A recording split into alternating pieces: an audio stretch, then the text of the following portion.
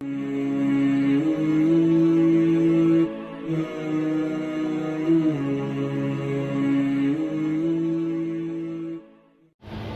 بعد فأعوذ بالله من الشيطان الرجيم وإن كنتم في ريب مما نزلنا على عبدنا فأتوا بسورة من مثله وادعوا شهداءكم من دون الله إن كنتم صادقين فإن لم تفعلوا ولن تفعلوا فاتقوا النار التي وقودها الناس والحجارة أعدت للكافرين۔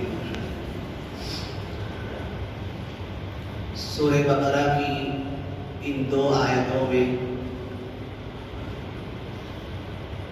منکرین قرآن سے چیلنج کیا گیا ہے۔ جو لوگ قرآن کا انکار کرتے ہیں اللہ تبارک و تعالیٰ نے ان سے چیلنج فرمایا ہے۔ اللہ تبارک و تعالیٰ فرماتے ہیں اور اگر تم کو شک ہو جو کتاب ہم نے ہمارے بندے محمد صلی اللہ علیہ وسلم پر نازل کی ہے، اس کتاب میں تمہیں شک ہو کہ یہ اللہ کی طرف سے نازل نہیں ہوئی ہے بلکہ محمد نے خود بنا لیا ہے، تمہارا خیال ہے کہ محمد نے خود گڑھ لیا ہے، اللہ کی طرف سے نازل ہونے میں تمہیں شک ہو، فَأْتُوا بِسُورَةٍ مِّن مِثْلِهِ، تو اس قرآن جیسی کوئی ایک سورت بنا کر لاؤ، اِن كُنتُمْ صَادِقِينَ، اگر تم اپنی بات میں سچے ہو، فَإِن لَّمْ تَفْعَلُوا، اور اگر ایسا کلام تم پیش نہ کر سکو، وَلَن تَفْعَلُوا، اللہ فرماتے ہیں ہرگز قیامت تک بنا کر نہیں لا سکتے، فَاتَّقُوا النَّارَ الَّتِي وَقُودُهَا النَّاسُ وَالْحِجَارَةُ، پھر تو تمہیں اس آگ سے ڈرنے کی ضرورت ہے جس کا ایندھن انسان اور پتھر ہے، اُعِدَّتْ لِلْكَافِرِينَ، اور ایسے انکاری لوگوں کے لیے وہ آگ تیار کی گئی ہے۔ اللہ تبارک و تعالیٰ نے اس آیت شریفہ میں یوں فرمایا اگر تمہیں شک ہو، اس کتاب میں تو کوئی شک نہیں ہے، یہ کتاب شک و شبہ سے پاک ہے، تمہارے ذہن میں تمہاری عقل کے مطابق تمہاری کچھ فہمی کی وجہ سے اس کتاب میں شک ہو، تم سمجھتے ہو کہ اس کتاب میں شک ہے۔ حضرت امام راغب اصفہانی رحمۃ اللہ علیہ فرماتے ہیں ریب کا لفظ تردد اور وہم کے لیے استعمال کیا جاتا ہے، یعنی تمہیں ذرا سا بھی شک ہو تو اس جیسی تو صورت تم بھی بنا کر لاؤ۔ اللہ تبارک و تعالیٰ فرماتے ہیں کہ جو کتاب ہم نے نازل کی ہے اس میں کوئی شک نہیں ہے، ذَلِكَ الْكِتَابُ لَا رَيْبَ فِيهِ، اس کتاب میں کوئی شک شبہ نہیں ہے۔ جیسے اگر کوئی اندھا آنکھوں سے محروم شخص دن کے اجالے کا انکار کرتا ہے، دن کی روشنی کا انکار کرتا ہے، تو کیا اس کے شک کرنے سے دن کا اجالا ختم ہو جائے گا؟ کہا جائے گا کہ اس کی آنکھوں کا قصور ہے۔ تو اسی طرح یہ کتاب تو شک و شبہ سے پاک ہے، اگر کسی کش فہم کو شبہ پیدا ہوتا ہے تو اس کا مطلب یہ ہے کہ اس کے دماغ میں فطور ہے، اس کتاب میں کوئی شک نہیں ہے۔ آپ حضرات کے علم میں یہ بات ہونی چاہیے، قرآن پاک کی کسی آیت میں شک کرنا، قرآن پاک کی کسی آیت کا انکار کرنا، کسی حکم کو نہ ماننا اور کسی حکم کا مذاق اڑانا، یہ کفر تک پہنچا دیتا ہے، ایمان سے دور کر دیتا ہے۔ ابھی حال ہی میں ایک نام نہاد مسلمان، میں نام لینا بھی گوارا نہیں کرتا، اس نے ہماری ملک کی سب سے بڑی عدالت میں ایک عرضی داخل کی تھی اور اس نے یہ کہا تھا کہ قرآن پاک میں 26 آیتیں ایسی ہیں جو قتل و قتال کی تعلیم دیتی ہیں، جہاد کی تعلیم دیتی ہیں، ان آیتوں کو قرآن سے نکال دیا جائے، نعوذ باللہ۔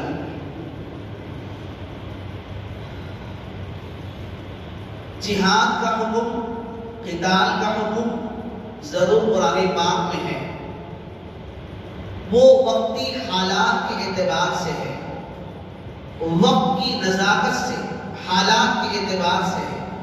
جنگ کا میدان ہو تو وہاں قتل و قتال ہے، وہاں جہاد کا حکم ہے۔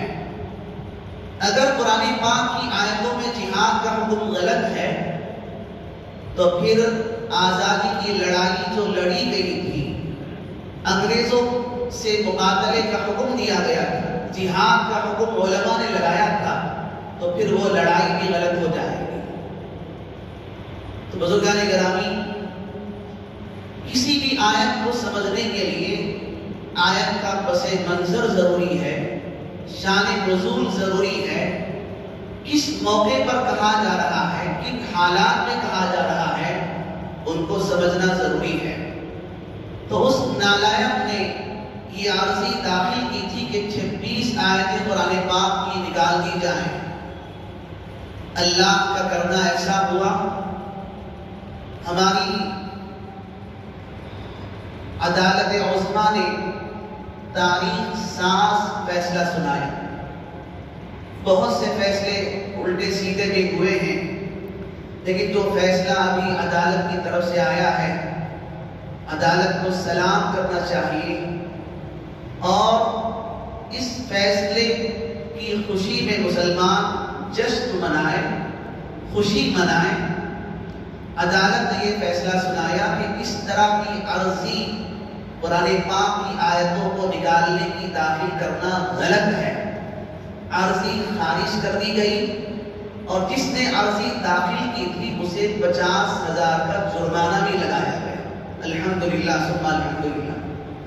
اور پھر میں چاہوں گا کہ ایسا قانون بھی بنے کہ آئندہ پھر کسی کو موقع نہ ملے کہ وہ قرآن پاک کی آیتوں پر انگلی اٹھائیں یا رسول اللہ صلی اللہ علیہ وسلم کی شان میں گستاخی کرے، امہات المؤمنین کی شان میں گستاخی کرے، صحابہ کرام پر دھبا لگانے کی کوشش کرے۔ ایسا قانون بھی ہمارے ملک میں آنا چاہیے۔ اللہ تعالیٰ راستے پیدا فرمائے۔